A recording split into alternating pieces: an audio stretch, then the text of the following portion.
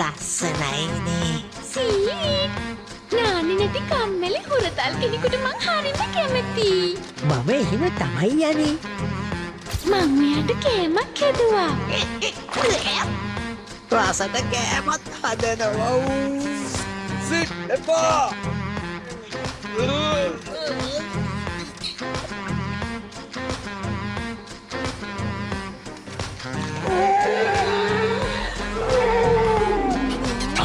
මොකද්ද මේ වෙලා තියෙන්නේ?